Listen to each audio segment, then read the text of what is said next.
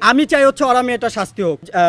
আমাদের ও যেই প্রতারণা করে আমাদের বাংলাদেশের আইন অনুযায়ী সেই প্রতারণার শাস্তি চাই। আমার কাছে সব ধরনের প্রমাণ আছে, আমি তার ব্ল্যাকমেলের শিকার হয়েছি, সে আমাকে থ্রেট দিয়েছে, এখন ভয়ভীতি দেখাচ্ছে, আমাকে নিয়ে ফেসবুকে পোস্ট দিতেছে, ফেসবুকে পোস্ট দিয়ে বলতেছে এআই দা পিকচার ভিডিও এডিট করা। আমি কিন্তু এখনো সোশ্যাল মিডিয়াতে তারা আমার কোনো কাপল পিকচার দেয় না। আপনারা পাইছেন আমাদের কোনো কাপল পিকচার পাইছেন? আপনারা তাসজি জান্না ওরা আমার কি কোনো কাপল পিকচার পেয়েছেন আপনারা? তার মানে এমন কিছু আমার কাছে আছে তার, যার কারণে সে ভয় পাচ্ছে আমাকে দেখে।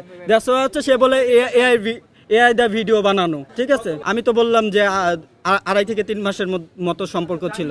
আচ্ছা, জাহিদ অন্তুর ব্যাপারে বিষয়টা হচ্ছে ওইটা হচ্ছে খুব ভালোভাবে আপনারা তদন্ত করেন, আপনারা সাংবাদিক ভাইরা ওনার পাশে দাঁড়ান, সত্য যেটা সেই ঘটনাটা তুলে বের করে নিয়ে আসেন আপনারা। আশা করি যে সত্যর জয় সবসময় হবে, আর সবসময় অন্যায়ের প্রতিবাদ করে আসছি, এখন করব, এটাই হচ্ছে আমার কথা। আমি চাই হচ্ছে ওরা মেয়েটা শাস্তি হোক।